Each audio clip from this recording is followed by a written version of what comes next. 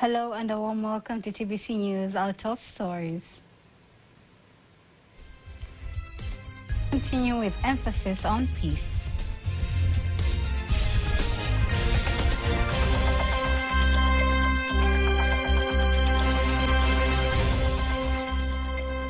Safe as sisters buried in Dar es Salaam.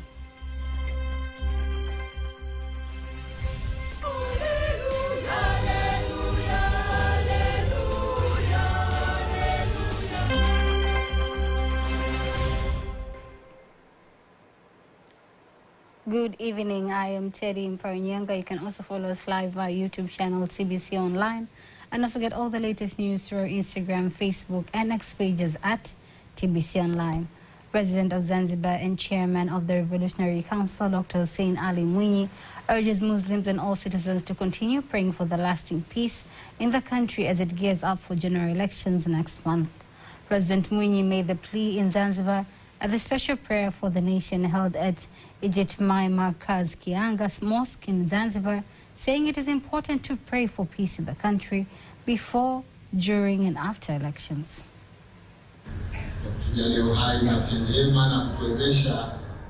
We thank God for granting us life and enabling us to gather here for Friday prayers, as well as to pray for our nation, its leaders, and for peace and security during the ongoing elections. I recognize the importance of praying for peace because without peace, nothing else is possible. There can be no development without peace. We therefore have a responsibility to pray for our country. I also thank you for praying for us leaders so that God may grant us good health to fulfill the promises we made during this campaign period.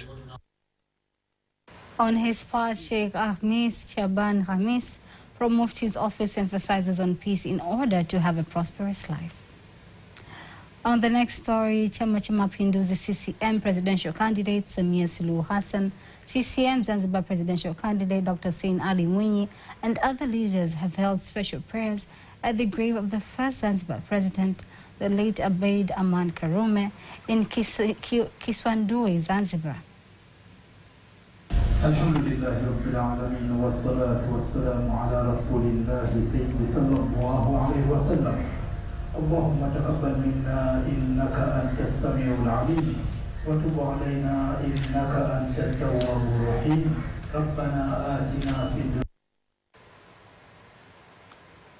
Sauti ya Umma SAU presidential candidate Majalio Kiara says if elected to power, he will improve agriculture sector and ensure that the country is capable to produce agricultural products. Addressing a campaign rally in Morogoro region, Kiara says he will improve irrigation system in agriculture. Tumezingatia na tunauona umuhimu mkubwa wa kilimo. We have taken into account the great importance of agriculture in our nation. We believe agriculture will be the sector that truly transforms Tanzania. Our goal is to elevate the sector so that it becomes the true liberation of Tanzanians, and we are committed to advancing modern agriculture. SAU party promises development in the country.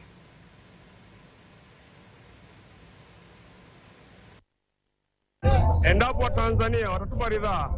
If Tanzanians entrust SAU with forming the government of the United Republic of Tanzania in 2025, within the first 5 years, we will create 10,000 jobs. This is our first priority, and we will deliver on in 100%. Mimi kama kijana kwa kweli ile tiki tarehe 29 watupe sisi wakampigie Kiara. As a young person, I urge my fellow youth to go out and vote for Kiara on October 29th this year because we will secure enough employment opportunities.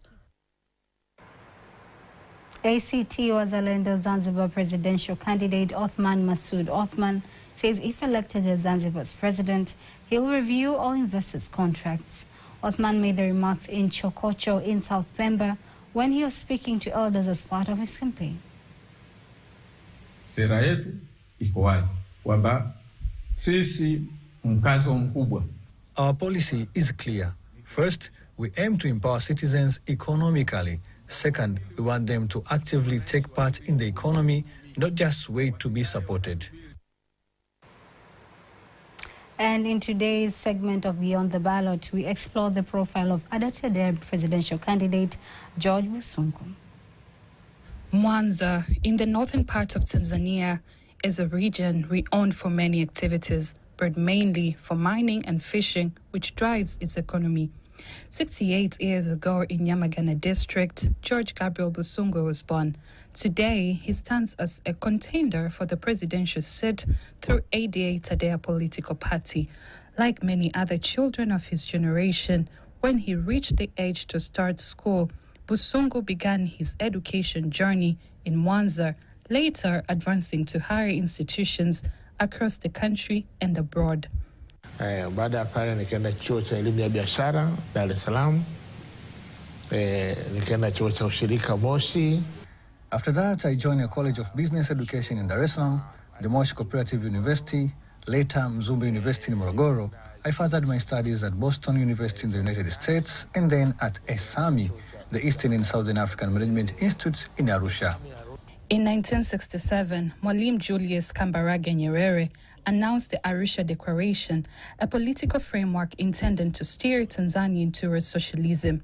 That declaration inspired a young George Busungu, barely 10 years old, to develop an interest in politics. By 1970, he had already become a youth leader in Nzega district. And in 1977, after the union of TANU and ACP, Busungu officially became a member of the ruling party Chama cha Mapinduzi. Baada ya hapo nikapotea tena kwenye siasa, nikarudi kwenye miaka ya 80 na nikawa kiongozi wa matawi mbalimbali ya chama cha siasa. After that, I kind of disappeared from active politics, but I returned in the 1980s, taking leadership roles in several party branches until the separation of party and state, when I then joined government service. But every beginning has an end. In 2021, Busungu parted ways with CCM and joined the opposition political party ADA Tadea. In 2022, he contested for the position of Speaker of Parliament, but his votes fell short.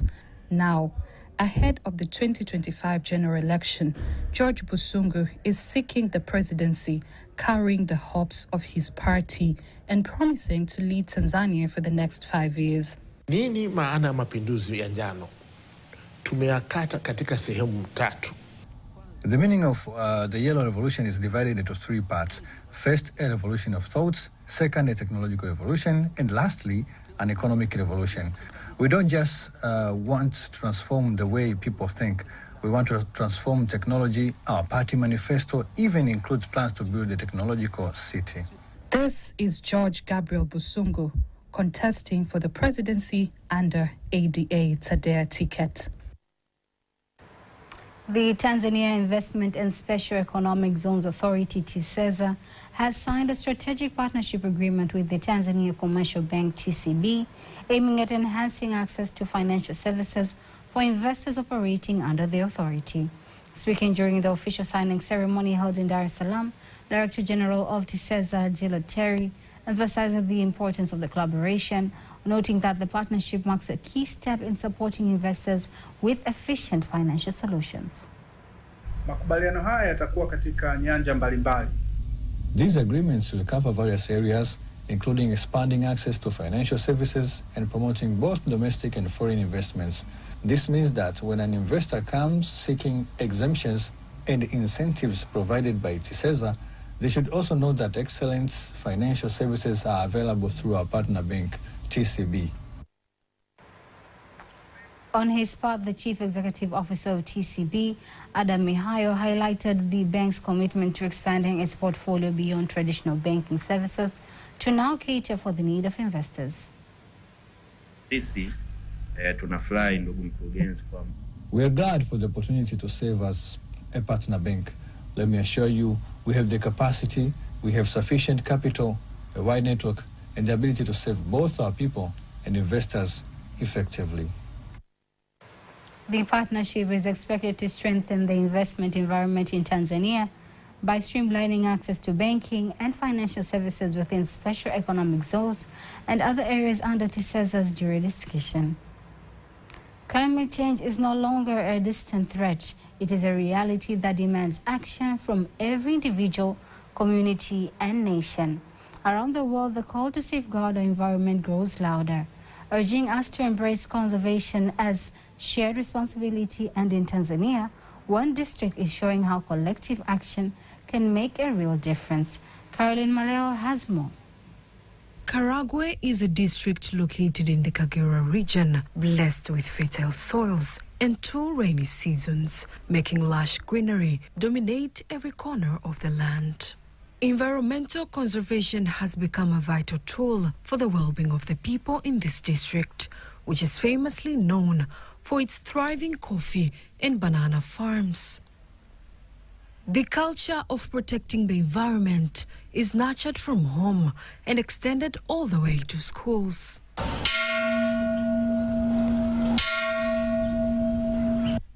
Nyaishozi Secondary School is one of the learning institutions found in this district.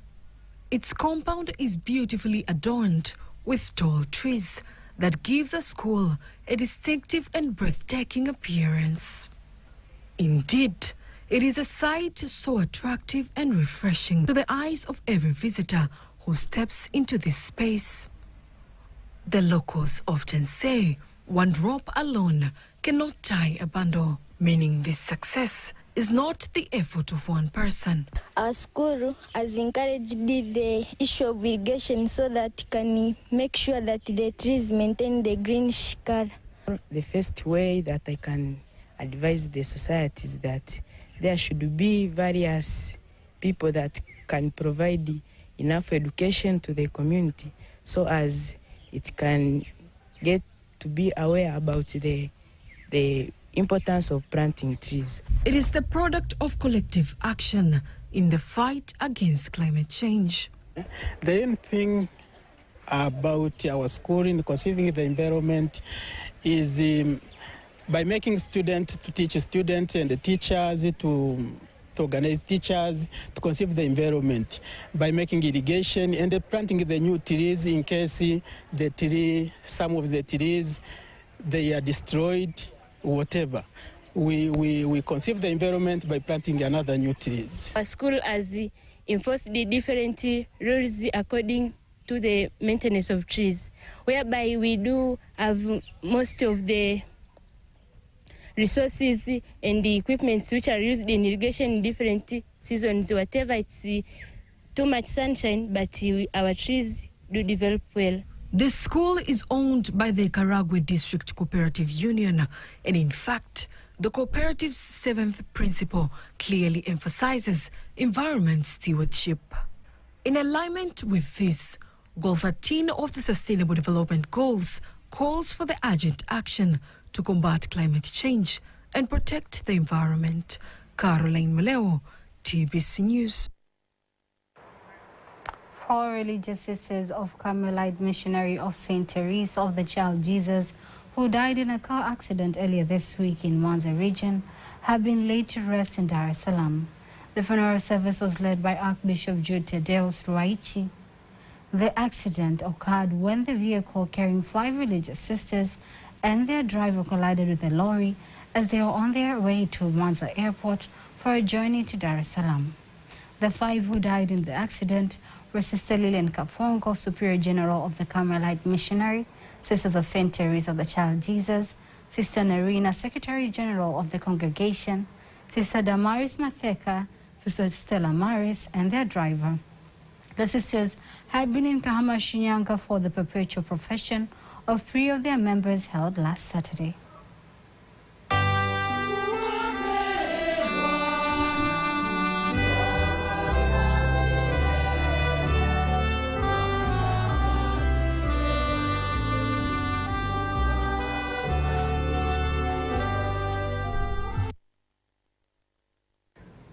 May their souls rest in peace.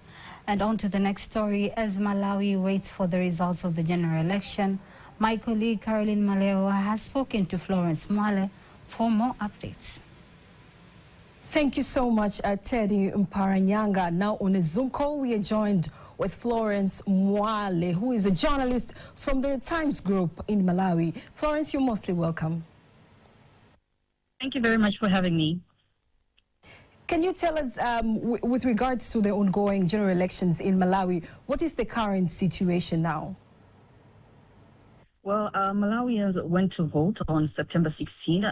We had 17 presidential candidates vying for the position of the country's president, some of which are the incumbent Lazarus Chakwera, and we also had a former president there, Peter Mutharika, and one female presidential candidate by the name of Joyce Banda, and several others who are independent candidates as well. So as of Tuesday, we've been receiving results from various districts, and right now here at the main tally center, the National Tally Center here in Lilongwe, we are still receiving results from several districts as well. They are being verified by officials from the Electoral Commission, but we don't yet have official results from the Electoral Commission. What the media right now is broadcasting are what we call unofficial results, which the Electoral Commission gave ahead to all media houses to broadcast if we can, but then they're not official. They will be made official only by the Electoral Commission. What does the Malawi law indicate now with regards to who will win? Does it mean that the winner has to have more than 50% of the votes, or the one who will have more votes? What do the Malawian laws indicate? Our law says that the winner, to be declared winner for the presidential polls, one needs to have 50% plus one of the votes, which is just over 50% of the votes in order to be declared winner. So we had about 4.6 million, if I'm not mistaken, Malawians going to vote. So whoever gets at least 2-something million votes is the one who will be declared winner of this presidential election. And according to the Malawi Electoral Commission, now so far, which candidate seems to be leading more than the other, and from which political party? Currently, the Malawi Electoral Commission is not releasing any of that. From them, what they're saying is that we cannot yet release that because they're unofficial. But us as the media, from what we've gathered, it shows that the former president, Peter Mutharika, who was in the opposition, is the one who is leading. But then there have been some misunderstandings, and also there have been allegations of vote rigging from the current ruling party, the Malawi Congress Party, and of course Peter Mutharika's party, the Democratic Progressive Party, who are claiming that some of the results are being doctored in regional tally centers. So a lot is happening. There are all these allegations flying around. While we as the media are saying something different, the parties themselves are also saying something totally different as well, that results are being doctored, that vote rigging is happening, and they're both accusing one another of that. Mm-hmm. And how do you see this year's elections if you compare to the previous elections that have passed in Malawi? They've been generally peaceful. I mean, compared to the 2020 election and the election before that, which was where we had the way annulled because there were a lot of irregularities and of course vote rigging by the courts, so it was annulled, of course, and we had another election in 2020. So they're generally peaceful, though we've had some pockets of violence somewhere, and also there were allegations that some people found ballot papers which were already marked, which the commission said are not true, and we had some people burning ballot papers because they thought that the papers were already marked, and the commission has resolved that matter as well. But at least it's peaceful, and it's being handled in a way that most Malawians are appreciative of. They're saying that the commission this time around is doing things very professionally when they compare to the previous years. Mm-hmm. Thank you so much, Florence, for that explanation that you have provided. And if we can compare in Tanzania as well, right now we're in the general elections. So we hope that we can also be able to have a peaceful elections just like you guys in Malawi. Thank you so much for your time. Thank you very much for having me. Back to you, Teddy Mparanyanga. Thank you very much, Caroline Maleo. And on to the next news. The 8th Geita Mining Technology Exhibition is taking place at the Dr. Samia Suluhu Hassan Exhibition Grounds. The event will officially be opened by Prime Minister Kassim Majaliwa on September 22nd, 2025. In studio, we are joined live by Charles Kitamuru Chacha, the National Mining Exhibition Coordinator. Mr. Chacha, could you tell us more about the 8th Geita Mining Technology Exhibition and what makes this year's edition unique compared to the other years?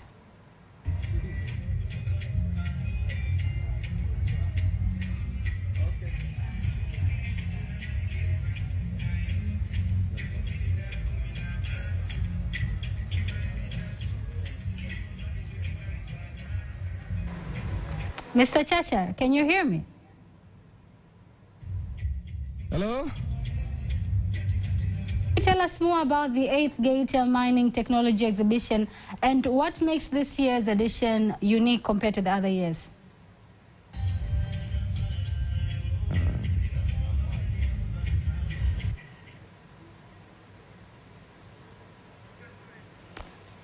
We are facing some technical issues, but we'll be back with that interview from Geita. And now let us take a look at the next news, where we will be followed by the exchange rates from the Bank of Tanzania, BOT.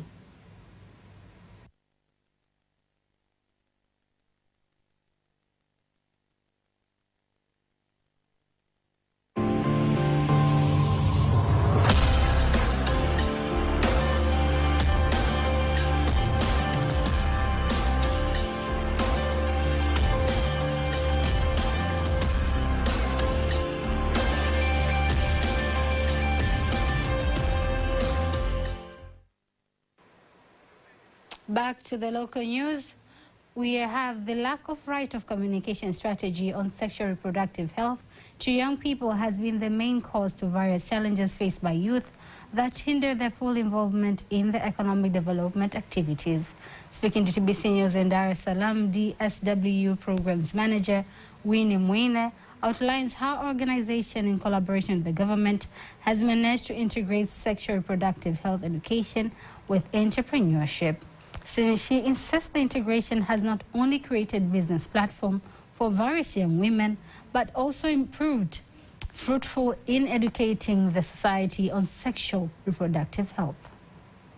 There are so many challenges that are facing young people, especially in the area of sexual reproductive health. And some of these challenges are not well communicated to young people, but also young people do not understand issues related to sexual reproductive health and challenges related to that part.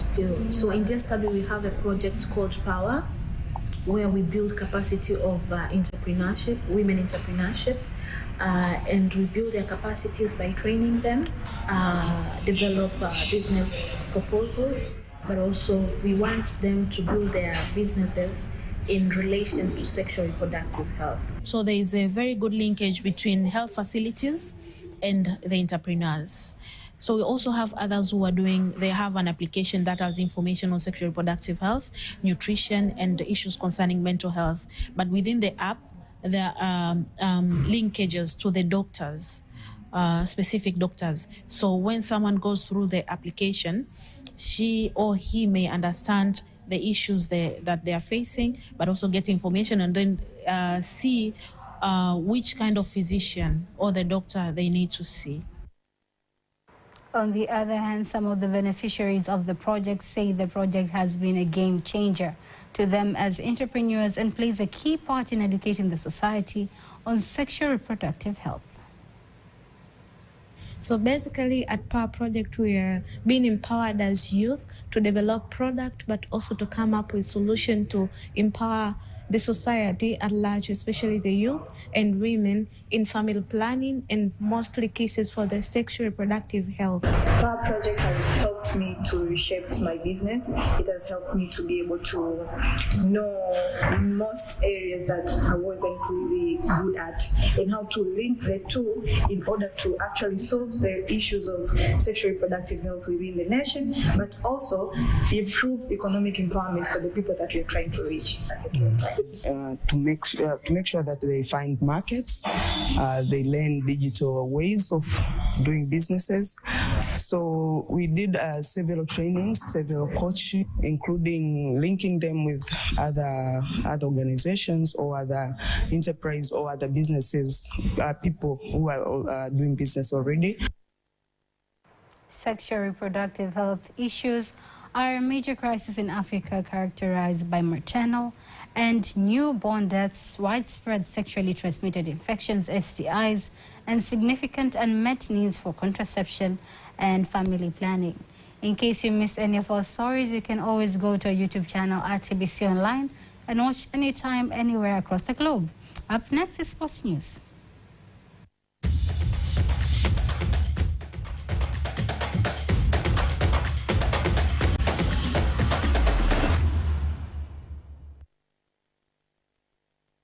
started brightly CAF Champions League preliminary stages after crashed out Angola's Williete Benguela by 3-0 in the one-sided match played in Angola on Friday. Midfielder Aziz Andavwile scored opening goal and made Young Africans go to the dressing room, leading on the first half break. Young Africans started very strong in the second half and scored another easy 2 goals from Prince Dube, and Edmund John capitalized with Williete Benguela defensive mistakes. Young Africans have an easy way to qualify for the second round of the preliminary stages of CAF Champions League, as they will host Williete Benguela at Benjamin Mkapa Stadium today in Dar es Salaam. Staying Warriors head coach Karabani believes that he has a strong team to challenge Dar es Salaam City basketball team in semi-final clash of Dar es Salaam Basketball League. Karabani told TBC News reporter in Dar es Salaam that they know and appreciate that Dar es Salaam City basketball team is strong and favorite to lift the trophy because of good qualities of their players, but they prepare to outshine them and qualify to play finals. We are called Staying Warriors. We're Warriors. We're going to fight all the way to the very end, so it's going to be a very competitive game. We will play the right way from the beginning to the end, and we will not give up till the very last second. So whatever the outcome is, it's for them to expect a really tough game, a really intense game, a very smart game, because I think it's two teams that really know how to play basketball the right way. So it's going to be a great game.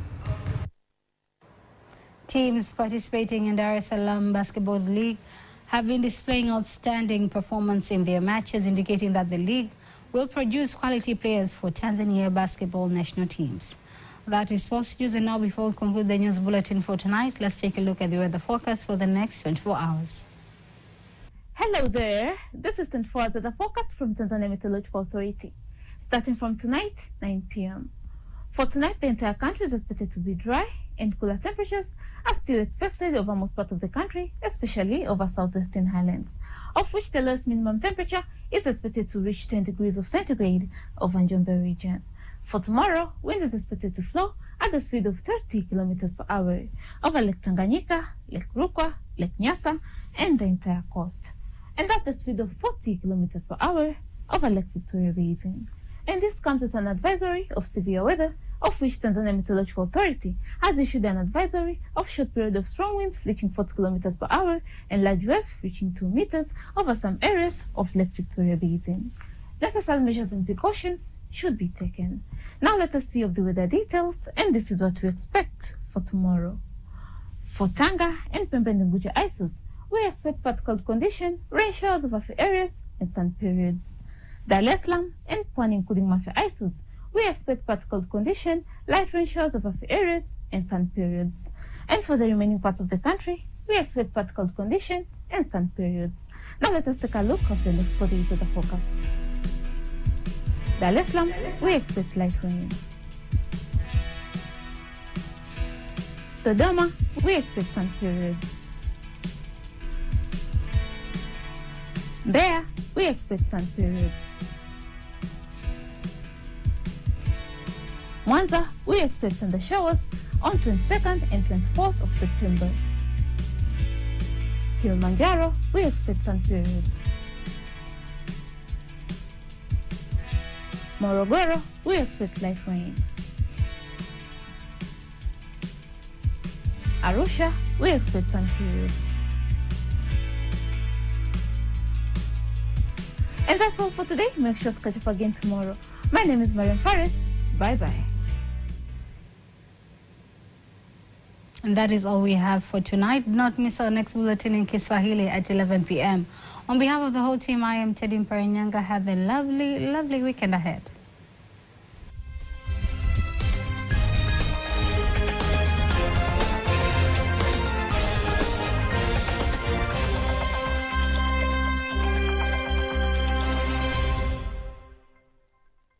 Kama ulidhani kabumbu limeishia chani, basi hiyo sio story tena. Story ni msimu mpya, tunarudi upya katika siku ambayo huwezi kutarajia.